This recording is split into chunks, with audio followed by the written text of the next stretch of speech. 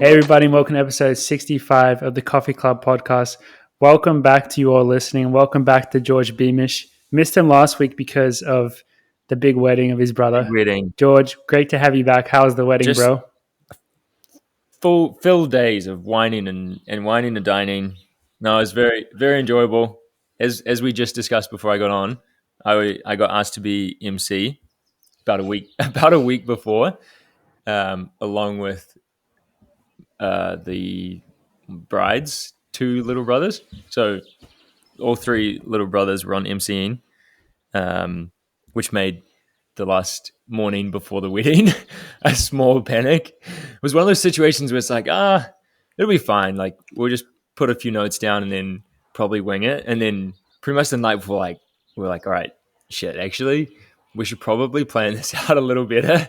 And so we actually had some things written down for in between each bit and color coded it. We were quite prepared. And then between in the drink session after the ceremony, pre-reception, we did a run through and glowing remarks apparently.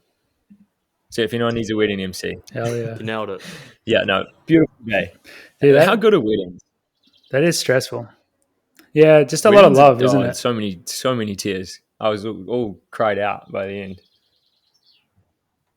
Damn. How was Simon? Yeah. Was he teared up? I can't remember actually. I think definitely at the ceremony. I can't remember if during the speeches. He spoke well. Old Simon. Yeah. Love that.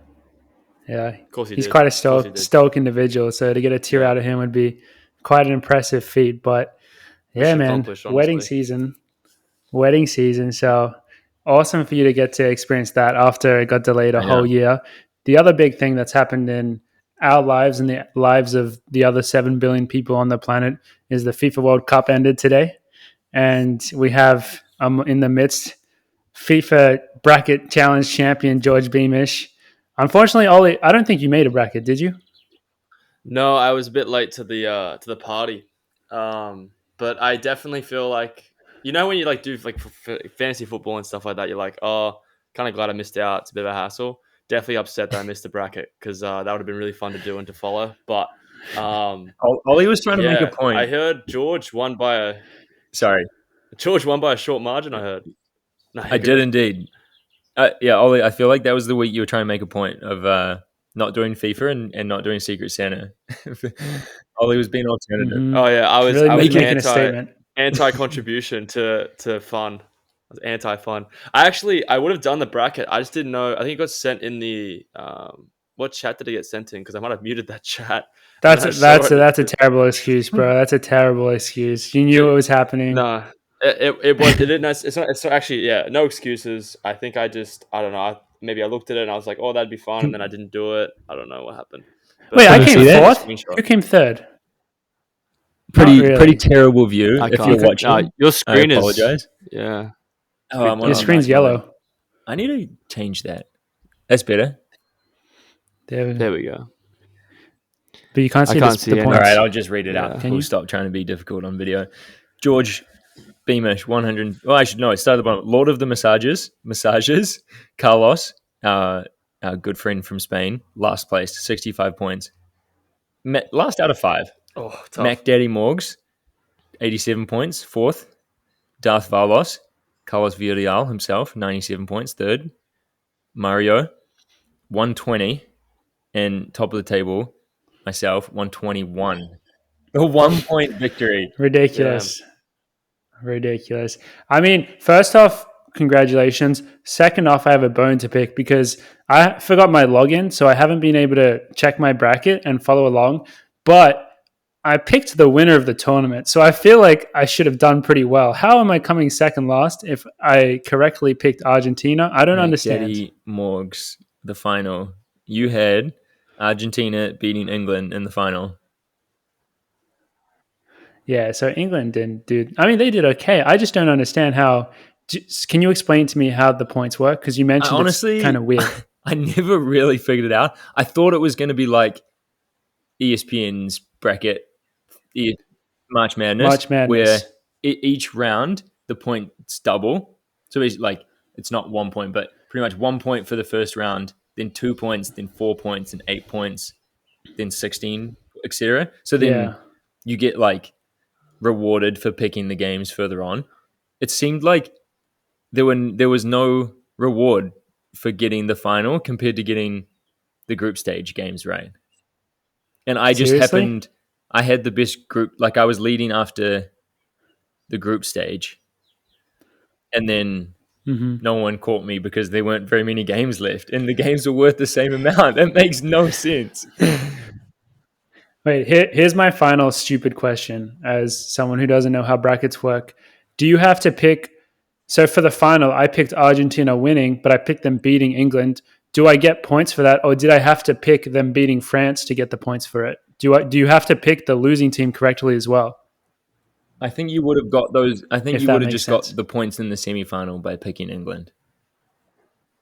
Okay, France. Or, yeah, like if you would have got them already. Yeah. Okay, shit, I don't know. I'm confused. But I'm second last. I'll take it. How many games? The most person who won in the world got 171 points. How many games were there total? See, were there 171 games? You're not that far behind them. 171 sounds like an astounding amount of games. There's no way there was. No, there definitely wasn't. I maybe because if you picked the order of the groups, that's how you got a bunch of points. Like first, second, third, fourth in the groups, you got a bunch. I was 13,269th in the world, so not great. That's pretty good. Out of 7 billion. Solid. I feel like a lot of people do the brackets. Country of residence. Yeah, I'll take Country of residence. Let's do New Zealand. Oh, I probably don't. Maybe I didn't have it in New Zealand. Oh, 49th in New Zealand. That's not bad. Wow, there's only about 50 people in New Zealand. Yeah, but there's like 50 people in New Zealand. You came second last in New Zealand, George. It's not a big deal. Yeah, all right, enough about the FIFA bracket challenge. So nice job. We're still all here down under during our Christmas time. Congratulations, George. Better luck next time, Ollie and Morgan. So we'll start off with just some personal updates because Ollie and I last week gave a bit of a spiel on how we're feeling about being home and all that, but we haven't heard from George for a couple of weeks now. So, how's the training been back in New Zealand? Because honestly, coming back home for Ollie and I both, I think we've had a great time training, but it's just different from Boulder. Like some things are better, some things are worse, obviously. So how have you been finding it?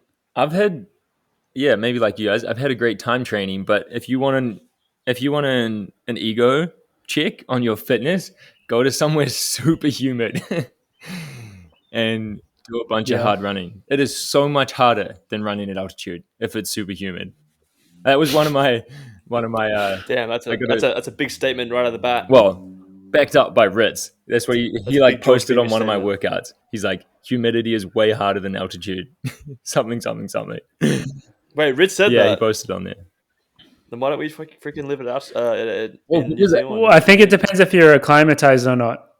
Yeah, that's probably true. But also, is it hard without getting the benefits? Like altitude's hard, but you get the benefits. Like, what are the benefits of humidity training? True. You do get similar benefits from humidity training. Yeah, I'll mention now. But if you're competing in humidity, then I guess it's like acclimatization. But like we'll I don't know if these boys in Sydney, but I feel like I'm living in the tropics here. It's rained every single day since I got home. Like we're barely getting into summer. Every run has been like we've rained a bit. It's a bit cold here actually. 85% humidity, pretty much. I was doing what was our last? Did you guys do 2 miles the other day? Was that a workout we had? No, I got that tomorrow. Maybe you guys, because of your travel, you swap the days or something.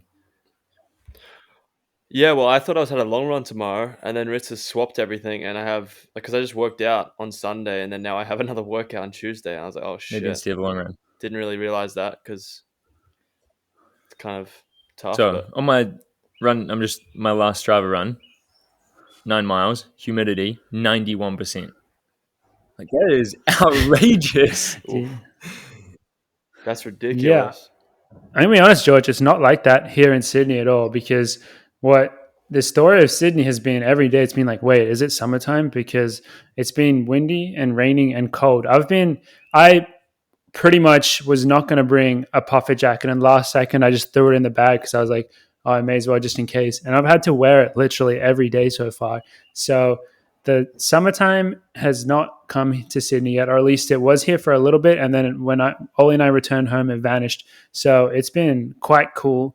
Actually, pretty good training conditions, though. I've just been running easy and stuff. So I've been chilling. But yeah, we haven't been facing the humidity that you've had to do. So that's been pretty nice for us, I guess. But do you have like nice spots to run around where you live? Like, do you go on the grass or like trails, or what's it It's like actually for you? super nice. Yeah, I should post more photos of it on Strava as requested by Sam Parsons yesterday.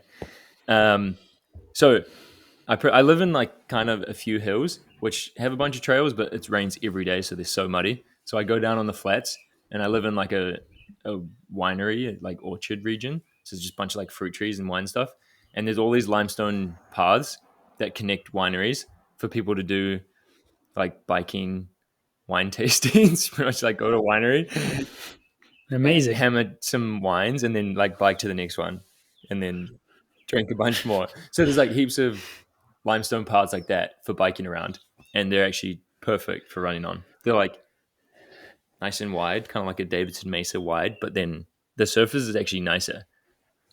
And so the spot where I did 2 miles the other day was the most perfect spot to do a 2 mile ramp. Dead flat, like along a river, on perfect limestone in a straight line. And then so I just went out and back. It was so nice. But it was 90 something percent humidity, so it was really hard. But Yeah. All right. Well, next time we're coming to you for training camp, I guess. Sounds like you're gonna I get should super give a fit shout there. out to the sports park too. They've turned in the track here into this whole big sports complex. And in the last 2 years, they've put in a 50-meter Olympic pool there. There's a huge gym with like an indoor track straight, like a 60-meter straight, a gym, Olympic pool, hockey turf, like water polo. There's netball courts. Like it's like a campus. It's amazing, actually. It's really impressive. So, Athletics New Zealand has hooked me up with a like gym membership and some physios there, which is pretty sweet. And it's like 20 minutes from my house. So, and it has a limestone loop around the outside of the track, which is like a mile and a half. So you can do like 200s on the track and then strength stuff around the outside. It's pretty ideal. Wow. Well, sounds like you're never coming back to Boulder because it seems like the setup there sounds just absolutely ideal. So, man, I want to get out there now. That sounds so nice. But no, it's good to hear that you're able to crush the training down there and just be with the family and all that, because it is so nice to be able to do that for a little bit. But one of the things that we didn't talk about yet on the show, which was probably the biggest race in the last couple of weeks, was the European cross country meet, which an absolutely amazing meet. I think all of us wish that Australia and New Zealand was somehow part of Europe, just so that we could compete in European cross and European track as like an under 20, under 23, and it is open, because it just seemed like always such fun races. They do a really good job with them. And I don't think we'll do like a massive rundown of the races or anything, but I watched just the senior race. So just to see Jakob get down and dirty with the boys and crush it looked pretty good. Did you guys watch any of the races? I actually didn't. I just saw some cool videos. There was some cool stuff on social media from the races. Yeah. Young, they do such a good job with it. Past Sony couldn't run. Did he get COVID or something? Yeah, he got sick. Probably, right? I don't know. He probably got German flu or something. I don't know what they have over there. But schnitzel flu. He got the schnitzel flu. He got the schnitzel flu. Schnitty flu for Sam Parsons, which is unfortunate after traveling all that way. Jakob has never lost it at European Cross. Is that right? Yeah. Like in the... I don't know if that's true, but it seems I saw how many times he's won. I think it was like 3 under 18, or was it under, however it works? Like 3 of the youngest under 20, and then like 2 under 23, and then like 1 COVID one, and then like that skipped, and then he's won the last 2 in a row, seniors or something. The COVID category. Like that's the only year, and he hasn't missed a single year. The COVID win. Like he's been every single year. No, he's very consistent. A lot of respect for that. Yeah, I mean, he So I watched the race, and he just was classic Jakob, where he was just at the front pack and very controlled the whole way. And then it was a bunch of loops, and on the final loop on the hill, he just pulled away. And once he started to pull away, he just like the separation that he created to second and third in such a short period of time was so impressive. And it didn't even look like he was like trying that hard, really. So he came away pretty easy with it. But what I thought was super cool was his interview after it, which I think I was talking to Ollie about. And did you watch the interview, George? Because you were mentioning it as well. I just saw the quote that said, "I'm coaching myself." Is that the basis of it? Yeah. So that was the clickbait title that got my attention. That got my click because I was like, hang on, he's coaching himself. That sounds interesting. But even beyond just that, it was a very informative and very cool, candid interview. So I guess I'll fill you guys in on a little bit on it. The coaching himself part I found really interesting because there's been this perception that since him and his dad broke up, that Henrik has been coaching them. But the way he talked about it made it sound like the whole time Henrik hasn't been solely coaching him. It's been more of a team effort where Henrik, Philip, and Jakob all write their own training, but they collaborate on it and they discuss it. They kind of plan it out together. And so I guess that's the way it's been for like actually quite a long time. That's not like a new thing that he's coaching himself. It's just how it's been the whole time, but the perception of it has been a little bit incorrect. And the way he described it, the way he explained it was really interesting because he kind of just said how if you knew from the inside how they used to operate, even with Gert, it wouldn't be as big of a deal that he's coaching himself now. Because even when Gert was coaching him, apparently he had a pretty big input in the training. He would take a lot of responsibility for it. And he went on to say how he feels like every runner needs to do that essentially. He said how when you're out there racing, it's just you. So in your training, you need to take responsibility for it and you need to understand like why you're doing what you're doing. So it was just really impressive to like. That's what he said in the interview? Yeah, he says so mature like when he talks. Yeah, he's so mature like the way he talks about it. He must be actually a really smart dude. And for someone so young, like he must know so much about running, like what you obviously he does. Yeah. I mean, I would know a lot about lactate testing if I was doing it when I was 10. So I imagine he's had a lot of years. He's had a lot of years of this, and a lot of exposure to it. So it's nice to hear that he's actually like soaked it all in and has articulated it in a way in which he can like be very, very confident in his ability to write his own training, be very, very responsible with, taking accountability with it too. I feel like that's just a reason why he's, one of the best runners around right now. So, how do you guys think you would go at that? I think that's a great insight. Huh? Yeah, I would. How do you think you'd go at that? I think it's very opposite to me, though. Very opposite to me. I don't even know what I'm doing tomorrow. So I literally just turn up, look at the final surge, or ask what Dathan's doing, and then I just go do it. So I might need to change my mentality and actually pay attention. If you had to coach yourself for a week, it's pretty cool that he actually mentioned. If you had to coach yourself for a week, what do you think you'd do? Oh no, I'd be useless. I'd be at the pub. I'd be useless. Absolutely probably just useless. Probably just a week off. A support system that Ollie's training. Yeah. I'm glad I have a support system. It wouldn't be a week off. Ollie would just crush every single run, and then he'd go to the pub after the run. That would be his recovery. His prescribed recovery. Doubles. It would be getting the run out of the way. No, I would do like as soon as possible. Yeah, I would do like the classic. If there was like a 15-mile day, where you're supposed to do a double, I'd do just 15 miles in the morning at 6-minute pace, and then head to the pub at 11:30. Probably get Tuesday's run out of the way too. I mean, probably just put Tuesday's run in on Monday. So then you've got the rest. I do an 8-mile cool down after the workout, so I don't have to run in the afternoon, play video games. In general, but it's really cool, I think, Morgan, because when you talked about it, I watched his interview, and I think it's very nice to see him being very open about it, because I feel like going through a few years, I was thinking they're very closed doors, very like secretive, but it seems they've been very very open about like despite except for the reality TV show. Well, I mean, to be honest, I haven't watched much of the reality TV show, but did they show a lot of the training, like the workouts? Did they tell you what they were doing? Yeah, and Gert released a book of like the training and stuff. Like it's. Oh, really? I think it's a lot of it. It's obviously in Norwegian, but they're actually extremely open. Is it called Getting to It? Getting to it. No, he's just called Gerten for Gold. Gerten for Gold? Oh, God, I raised an Olympic 1500 meter champion. Gerten for Gold. Raised an Olympic champ at 21 and then sell out. Yeah, but lovely. I got to read that book, bro. Yeah, you just got to learn Norwegian first, and then you'll find out all the secrets. But I have been thinking, George, I have been thinking about coaching myself while I'm here, just because when you're away from your coach, you obviously take a bit more responsibility for what you do. And I would love to try it at the end of my career, like with kind of a mentor figure, you know what I mean? To bounce ideas off.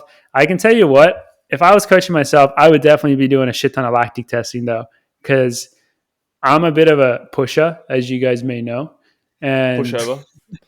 Yeah, I'm a bit of a pushover. And so if I didn't put the things in place to hold me back, like doing lactic testing during a threshold workout, I would probably just do the dumbest shit all the time. That's what I've realized. Who would be your mentor? Probably you, I guess. I feel like also if you No, you know who it should be? It should be honestly just get Michael Smith to be your mentor, not coach you, but just to be there to like when you go to a race or like doing the marathon, he just gives you like a 30-minute phone call and then you just feel like you can take on the world, you know. Did you say Mike Smith? I thought he said Gert Smith. Your mentor. Oh, yeah, I was Gert Smith, yeah. Who is that? The collaboration of Gert and Michael Smith. Gert Smith. The dream team. Just, that as an individual, as a mentor, honestly, you would never lose a race, Morgan. You'd never lose a marathon. You wouldn't. It's impossible to lose with that Gert team Smith behind you. That mentor. Yeah. Gert Smith. What about you, George? Such a good name. I think like you. Well, if you're coaching yourself, you're probably also training alone a lot, which then I think lactic testing would be good. I feel like I would be all right at it, but I would never know when to do super hard stuff. Yeah, that would be. You would just have to be very organized at least in chunks. So you would have to be like, all right, on this day, I'm going to plan out the next month or 2 months or 3 months, and you would have to do that. And if you took responsibility for doing that, I think you could do it. But going back to the Jakob interview, the way he talked about it was pretty much that training is the same year to year, but there's just small tweaks. It's not like they actually change that much. And the other thing that he brought up is he said, and I don't know if this is public knowledge, maybe this is what they keep hidden, but he said that he thinks that their final 4 weeks going into the big race of the year is what separates them, which, I mean, I don't know if that's true or not, because Jakob is winning races from the very start of the year. Yeah, but he said what they do in that time period is amazing. And so I think that must be private then. Otherwise, people would be maybe copying. You can't reveal all these secrets. Great magicians don't reveal all their maybe secrets. Once the three of us get kicked off the team, we could all collab on coaching. Be coffee club coaching. Mate, I'd be useless. Coaching collective. I couldn't organize a hookup in a brothel. I'd be absolutely useless. So I'd need to rely on you two quite a bit. What do you mean? You coached Avery for a good couple of days? I mean, I coached him in life. No. I mean, he's at Toledo, you know, got him there. But I think in general, I feel like I still have so much to learn about the sport, and I feel like Jakob in particular, as well as his brothers, have got so much knowledge there already. So I don't know. Maybe I could just I need more experience, more maturity to hopefully absorb information. I'm not sure if this is a good time to bring it up, but do you remember that time when we were on a run and we had a really big argument because you were convinced that you could coach Donovan Brazier better than Pete Julian? I still feel like I could. I don't know if this is a good time to bring that up, but we had like a proper argument because Ollies said, I can coach Donovan Brazier better than me, Julian. Yeah, I feel like I could. I let him go fly fishing for an hour and then just make him do 200s at 21 in the morning. And we would be based in like wherever he wants. Florida, probably. And and then I'd just make sure he gets in at least an hour and a half of fishing a day and then do the workout as well. They got us through a good 10-mile run. Yeah, that was one of those runs where you're like, I don't know if we should be arguing so strongly right now, but it's really making time go quick. So I'm just gonna keep it going. we went all in. We didn't really like want to back. Oh, I didn't want to back off at all. I thought this would be fun to see how far we can push myself and my inept to think that I could coach one of the best 800-meter runners in the US. Mm-hmm. So the world. It was pretty funny. Actually, you know who I feel like I could coach though? Bryce Hopple. I feel like he'd be super chill to coach. Yeah, he seems like he's like a man that like pretty chill guy. I think if you had him and Donovan Brazier in a training squad together and you were the coach, you could do a lot with that. I think, you get them out fishing. I mean, I don't know how much Bryce likes fishing, but I'm sure he would get Bryce into would it. He'd play Xbox or something. I mean, I wouldn't be known as coach though. I'd be known as head whore. And I'd make sure that the boys are having a good time, not just physically, but spiritually. Who would you not want to coach? Who would I not want to coach? Dathan. Dathan would be a fucking hassle to coach because I feel like he'd be the sort of guy who's like, I want more. And I'm like, I can't give you any more. You're going to fracture something. But he seems like a guy that just crushes everything all the time. I obviously didn't ever train with him, but from what I've heard through his training, particularly with marathons, he's just relentless with the cross training too. I don't know if I could handle that. But he'd be. I don't think you would want to coach a marathoner. I don't think you would want to coach any marathoner. That would be just, you can't prescribe them fishing. They have to spend a lot of time running, and that's just not that fun.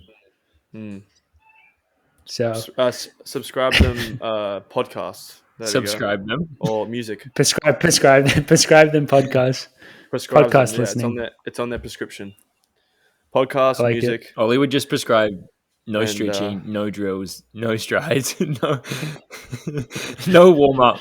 Hey, Emma Bates did say on our podcast that she doesn't get massages, and she's. I haven't had a massage since. Very successful. No, I have. Damn it, I lied. I wish that was my reality. Unfortunately, it's not. But a couple of the other interesting things that Jakob said, which just going back to about how smart and kind of mature he is for his age, is because I actually wrote some notes down from it because I'm a freaking nerd. But because I was just like, wow, I can't believe like he is so chill and smart with his stuff. He pretty much, like, he was talking about how you can't forget the basic principles that got you there, and that's him talking about how like he knows what's important, I guess, and what's not, and that's why like year to year they're repeating the important stuff, the foundations. And then he also said, which this is obvious, but still to like hear someone say it is pretty cool. He said, it's not the one who trains the hardest that is the strongest runner. So, I mean, obviously he trains very hard, like, because he's so good. But it's just like interesting to hear him having that kind of mentality with it. He sounds so wise. Wait, so if it's not the hardest, who is it? It's just the best, I guess. The one who trains the smartest is what he's saying. Yeah, but he didn't. He didn't say that. Though. No, he's not. He's maybe giving away all the secrets. Yeah, he's a magician, isn't he? Cheeky bugger. He's telling you what it's not what it is. Yeah. He's telling me it's not. You don't train hard. So he's telling his competitors, don't train hard. He's just trying to get in your head. Very, very. He's just trying to get in your head. Yeah, because then he's telling everyone to not train, because then you'll be good. So I'm just going to do that. I'm not going to train. Don't listen to a word of it. Train hard. How do we train hard? Sorry, it's I was going to change the subject big time just then. Is that all right? How do we feel about Josh Kerr and Henry wins half marathons? I don't know why that made me think of Josh. Confused. My feeling is confused. I'm impressed. I'm impressed. Or confused. All right, Morgan's confused. Ollie's impressed. I'm impressed. I'm not really confused. I mean, like, I feel like Josh coming off this year and everything that kind of went through, is like, oh, I need to do more strength work. I need to be more firing on those cannons. You know what I mean? So Whiteman, for example, did a really good 3K earlier in the year, and he produced some amazing results at the end of the year. He's probably thinking, you know what's better I was than a about to say. 3K, boys? Bloody half marathon. Let's do a half marathon. Let's post You it should on have our a full Instagram marathon. story and just get the boys shaking in their boots. You want to one up him, Ollie? You want to one up him? Which is what he's do a done. full marathon. I'll do a marathon on the Boost treadmill at 98%. Run a 206. I think you could do it. That is like just so random. It is crazy. Who do you? Sorry, Morgan. Where do you run it? Do you guys know? San Diego, right? San Diego, I think. I don't know. That's what I was going to ask. I didn't know if it was like he did it in an official half marathon or he just went and ran a half marathon. Originally, I thought he just went out and did one. It was like a 13.1 mile tempo, but it actually looked like a race. I guess that's the way to do it. If you're going to do it, you may as well. That's like when Cinta did her first 13-mile long run. She went 13.1 just so she could tell people that she had done a half marathon rather than a 13-mile run, which it does sound a lot more impressive. So I get it. But that makes me like, why didn't we run a half marathon? I feel like we got to get our cadence tested by Ritz first. That was because we did Crust Champs. Doesn't he do that cadence test? We got to do that special test for marathoners. We got to do that first before we can do that. I don't know if that's what it's called. I don't think it's a cadence test, Ollie. What is it? What do you test? You test your ability to burn fat, which is a similar metric to cadence. Wait, so how much fat? Ollie does that test every day eating fast food. No, yeah, so Ollie, pretty much burn it, baby. So everyone that's listening is going to be really confused. We're giving away some big team secrets right now, but some people on our team did some testing at CU. It was on Instagram. Big team secret. Sorry. To see if how good at marathoning they are. And essentially, I think the main test that they do to see if they're good at the marathon is you look at what, I guess, macronutrients your body burns. I don't know how your body, like the energy system works and how much fat you burn specifically, because I think, could be wrong, if you burn more fat compared to other stuff, that means you're going to be better at the longer distances, aka what about the marathon. Macronutrients? I don't think they're taken into account, which is a good thing because you don't have too many of those, Ollie. So if that was in the test, you would struggle. What if you just burn Mountain Dew? Does that make you a good marathon? The Mountain Dew nutrients. I can't wait for Ollie to run a marathon fueled by Mountain Dew. Honestly, I did hear from Ritz. He just said, "Well, guys, it looks like Joel's going to be a 1:57 marathon runner, and Alicia's going to be a 2:01 marathon runner." So big things ahead. We're excited. I'm not. Why did Ritz? I didn't get that opportunity? why I? Yeah, see, he told me he wanted me to do it, and I was like, I couldn't think of anything worse than doing that test because I think you have to run for like 10 miles on a treadmill with like a thing strapped to your face or something like that. Sounds horrible. Yeah, it doesn't sound that fun, but yeah, George, I asked him as well, and he said, "You're not good enough. Come back to me when you do something." So come back that's to me what when I'm trying to do something. right now. But I mean, do you really want to run the marathon, George? No, not yet. What if it told you that was like what if it told you that you have to run the marathon, like your results, your test was so good that you're instantly getting moved up to the marathon? Maybe I'd straight away. Retire. I'd retire. And not allowed to do normal events. Yeah. So, yeah, that's a bit of an aside. Should we get back to putting us in a box here, and I don't like it. Rich is putting us in the box of. We got to escape the box, boys. Outside the box. Outside the box. You're shit at running for 2 hours. Go back to the track. Go back to New Zealand. No, we'll get it all sorted one day, but we'll figure it out. So that's all that. That's how. I guess we didn't really talk about the race very much. I guess I did. Jakob crushed it, and then Charles Hicks backed up his NCAA win in the under-23s, which was good to see him getting it done. Ollie's favorite, Charles Hicks. So My boy, my muse. that that's all that. The other big story, which was not a big story because it was very quiet, was that Marc Scott left the Bowerman Track Club, which Bowerman Track Club got us through about our first 30 episodes of the podcast, and then we haven't really given them much attention lately. So I think it's a good time to check back in with them. What do you guys think about this one, this little maneuver? Well, Marc Scott trotting away from Bowerman. Interesting.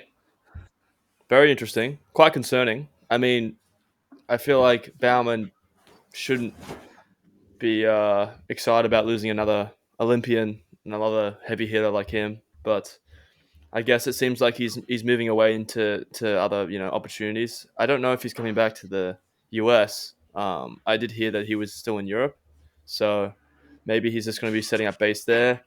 Maybe he just hates the idea of going to Eugene and he's like, I'm out. But I don't know. It is a bit strange because I don't know how you guys felt with the social media and stuff, but it seems like it went under the radar quite a bit.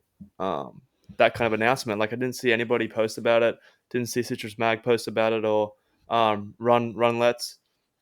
So it's just it's a bit weird. I don't know. I feel like right now, like because they added Cooper Teardrop to the roster, so that's a pretty big name that's coming in to help out with all those workouts, and I'm sure he's going to be crushing it. And leaving the team now, it's just interesting to see that move. And he didn't really explain much of it in his Instagram, unless you guys are able to read into it better than I was. Read between the lines. No, it was very cryptic. His Instagram. Yeah. The first paragraph of it is a quote: "Sometimes change is a good thing. I honestly thought I'd represent the Bowerman Track Club for the duration of my professional career, but after 5 years with this group, I'll be making a change for 2023 and beyond." To me, that makes it seem like he didn't want to leave. They forced him out. But did they force him out by moving? Maybe it's a contract thing. By moving to Eugene? But why wouldn't he just say that? I thought I'd be there for the rest of my career, but after 5 years, they've moved to Eugene. So they moved. I don't think you're allowed to say why that. Not? Maybe that's what he was saying. Maybe George was right. Maybe that's what he was saying, but he didn't say it that way. That doesn't sound that. He just said it in that the way sound he that would damning portray it best. To call him out for moving to Eugene, so you don't want to be on the team. No. So therefore, if he doesn't, I mean, it's hard to look into it because if people are leaving now, you can just easily say the Eugene thing, as opposed to I mean, to be honest, okay. So imagine OAC moves to somewhere in Iowa, and we leave the team. It's like we leave the team because we don't want to move to Iowa. I feel like that's a appropriate. Yeah, but you would response, probably say that. Because you don't want to live Would there. you say that? Or would you? Yeah, that's what I'm would you saying. have a cryptic post? I don't think I would say that. No, I would say that. That's what I'm saying. Like maybe he's being cryptic about it because maybe Nike's very sensitive because Eugene's like where Nike has all their bells and whistles and things like that. So I think there are some bells and whistles, but in general, yeah, there is. But I think isn't Eugene like the spot, like Beavertown? I'm thinking of. But that's in Portland. But Beavertown's that's in where Portland? That's where they were previously based. Beaverton's just outside Portland. That's where the Nike headquarters is. But my thing for Marc Scott is, if you're from the UK, surely you don't have that much of an attachment to Portland compared to moving to Eugene. Do you think like Eugene is really that much more shit, especially if you're going to be at training camp in Flagstaff or Park City most of the year anyway? I feel like, I don't know, maybe this is a bit of a Pat Tiernan situation where the contract just wasn't good enough for him and he just had to move on because for more those types of reasons. I guess we'll find out if maybe he fell in love and found a woman. Or maybe he will have a new. Maybe he'll have a new sponsor come January. Is that what you're suggesting? Yeah, you might join OAC. Suggesting. Wait, is he joining our team? Nah, he's not joining out. Is he joining our team? Nah, he joined OAC. Dude, that would be a classic troll if we get back and he's already moved to Boulder and Rich didn't tell us. Yeah, he's taking my room. Yeah, I'm out. Oh, I didn't tell you. I'm sorry, Ollie. You gotta go. You gotta go. Yeah, that would be quite funny actually. The revival of Oregon Track Club also happened in the last. That is a good point, George. What do you think of the photo shoot on Instagram? How do you feel about that? I like New Generation a lot, so I think the way they're going about it is really cool. I'm honestly really impressed that it's able to happen. We've talked about the Oregon Track Club a little bit, and I think it's really cool to have such a new iteration of it. You know what I mean? Like, it's so different. You would have never thought that it would get to the stage where it's essentially a bunch of young, like 20-year-old kids that are kind of dictating the way the team looks and its future. It's very interesting to have Ben Thomas as the coach and all that. So it'll be interesting to see how they go, because essentially in terms of elite runners, it's just Cole Hocker and then a bunch of like pretty good guys from Oregon. So it's not like a really built up team in that sense, but it's very interesting to see them have the whole social media side of it taken care of so much. Essentially, very similar to Tinman, you know what I mean? Which I don't think you would have expected Oregon Track Club to end up looking like that. But it seems as though I think it's going to be the Nike. Like, it's not associated with Nike now. So, and they just put in a logo on Cole's jersey, but not on the other jerseys. So I wonder if anyone else... I did not realize that. Just Cole's jersey has a Nike logo, and the others just say Oregon TC. So maybe you could join that team with any. That's awesome. You're incredibly perceptive, George. Somewhere. This is what we missed last week. This is what we missed last week. That's what we need. We needed you. We needed you to have this type of detail. But you're too busy emceeing and crushing it at your brother's wedding. Well, that's cool, because then you can have a lot of collaboration there with other brands, right? Or even another brand can step in and sponsor the rest of the team. Could be a Mountain Dew runner on that team. No way. Oh, God, don't get me started. The colors match up pretty well. They do match up extremely well. But when is there going to be a Buffalo Wild Wings runner? That's the future that I want to live in. That's the future that I want to be a part of. I would have expected that Nike would have owned the Oregon Track Club. What would you call it? The trademark, the brand, just a contract. Which, so interesting how the sport works. Ben Crawford is running this thing. Oregon Track Club's way older than Crawford, Nike, right? Yeah, gotta be. Not sure. We have to fact check that one. Citrus can check that one. I mean, in general, like, I don't even know. Do we have the rights to our name? OAC? I don't think I even have the right to Morgan McDonald. I think On owns. I think we signed that away with our contracts, to be honest. What if my dignity's gone with when they were talking about coming up with their OAC name? One of us should have just bought it and then sold it back to them. But Jordy, you're coming up with all these ideas too late, mate. That would have been unreal if you did that. Yeah. Well, we have Coffee Club, though, right? We have the name Coffee Club, don't we? Do we have the name? Morgan, please tell me we have Coffee Club. Yeah, I think we do. I don't know. Please, no one else try and steal it from us. We'll have a fan come in and Tom Wayne probably bought every iteration of Coffee Club. Yeah, Coffee Club Podcast, Coffee Club TC. He's probably bought all of them. Okay, isn't it questionable that we actually own the rights to OAC as a organization? Because you see have you guys seen how there's all the advertising for OAC in New York, and it's the older, it means something else. I don't older think adult centers. It's something else. Yeah. So I don't even know if we own OAC. Older adult centers. Yeah, I don't mean to say this. I'll probably get in trouble for saying this, but I'm pretty sure there's like legal battles with the name currently, because there are people that own the OAC, not on Athletics Club, but they own OAC. So I think there are a couple legal battles with the that name. But I'm pretty sure everyone has legal battles with names. Like, that's why, like, it's the way it goes. I mean, who owns? I guess Bowerman would be owned by Nike. That name must be like somebody else can't just take Bowerman Track Club. Or maybe just double check that. Maybe just try. Make it yes. Next time a pro group forms, as soon as we hear rumors about the name, we'll trademark it, we'll buy it, and then we'll sell it back to them for like millions of dollars, and that's how we get rich and retire. That sounds like a I love that idea. I don't know. we're trading and we're name traders. Yeah, we're name traders. I'm sure there are people who that's their full-time gig, is just essentially, it's a hustle. That's their full-time hustle, is getting all those domains and stuff, all the websites, and then selling them back to people for profits because, especially like an Instagram page, I'm pretty sure people buy good names for a lot of money. I don't really know how that works exactly, but I can see like why it happens. I But bought my name. Ollie On Hall. Instagram. Yeah, had to pay for it. How much did you buy it for? 3 DoorDash meals. Was Standard was price. Male Horse 69 with taken? Tip, guys.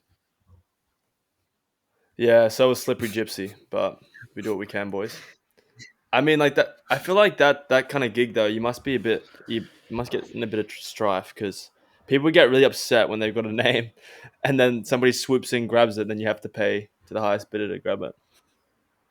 Well, didn't Ritz take the On Athletics Club Instagram? Yeah, I think you can go follow it still. He has the Instagram. It's and got the a Twitter. bunch of followers. But the Twitter only follows 2 people. It follows Joe Klecker and Tim and Elite, and then the other the Instagram doesn't follow anyone. So yeah, I don't know. I mean, we've been in this argument before about us having our own social channels, but in general, if I was Ritz, man, I'm it's not just giving that to them. I'm selling that to them. I'm not just giving that to them. Yeah, which is not good. I would do the same if I was Ritz. Due to the fact of how badly we want an Instagram and we're not able to get one. So this is definitely a point in the opposite side from what we want. But yeah, I'm not just giving that away. I'm going to sell that for some good money. How do we convince Ritz to give us their password?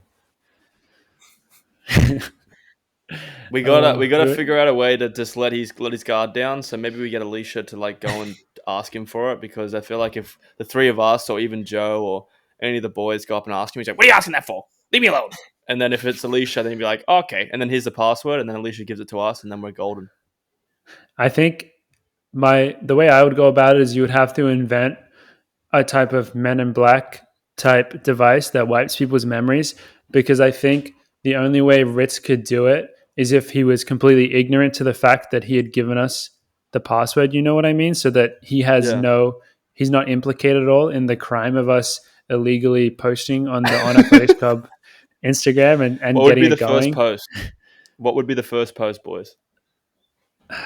If we were able to get the Instagram running. Well, honestly, I don't know if we would go about it trying to be like really proper or really funny. I think that we should hire whoever runs No Context Track we should turn the page and just have him XCTC and just have him just run it as a meme page. I think that's probably from a marketing standpoint the smartest option that you could do in this scenario, because think about how many boring team pages there are. And yes, they work. The Bowerman one has 100K followers or whatever and probably sells hella merch, and it's probably really successful for all the athletes in the team and does a good job at sharing their stories and all that. I think you've just it is a good thing to have. Reasoned out why it should be like that.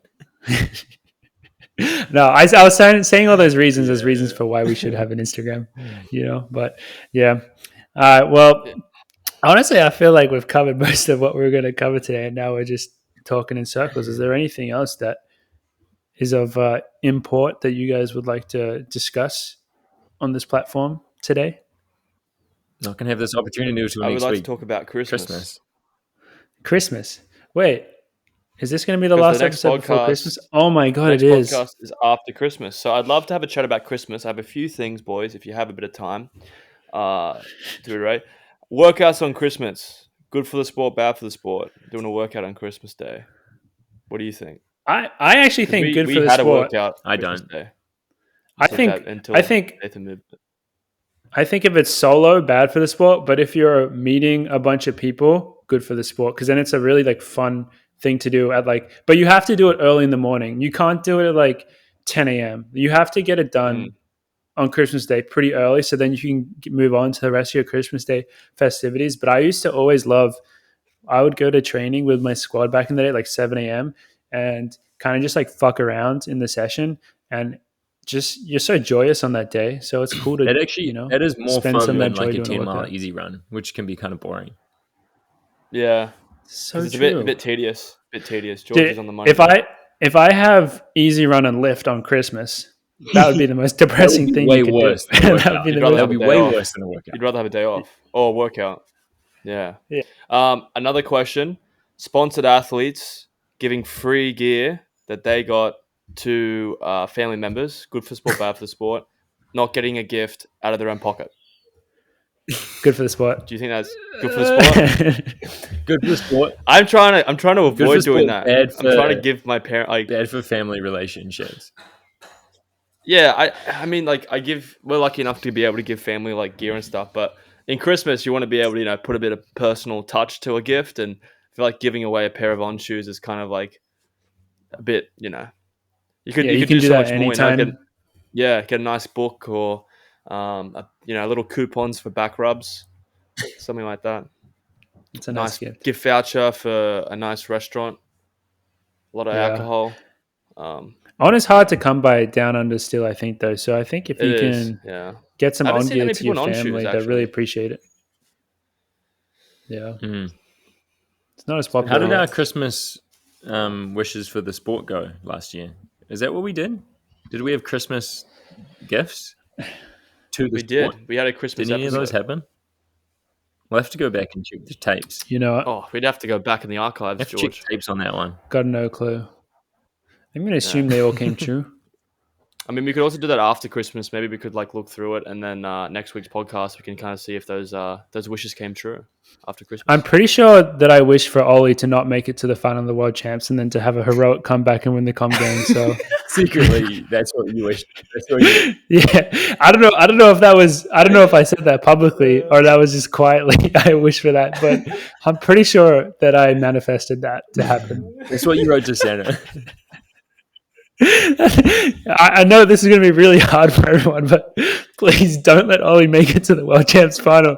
I know he's going to be one of the best runners in the world, and at that point, he'll probably even be favorite to take down Jakob, but don't let him do it. Where'd that sailor hat come from? You did the shit fight. That wish came true. Dude, I have so much shit in my room. Look at this. Oh, he's just going through his home now. And he just put his sailor hat on. I got this mask. Look how terrifying this mask is. What is that? It's Borderlands, the game. Oh, Borderlands. That's creepy. It's really creepy. No, it is creepy. I also have this, boys.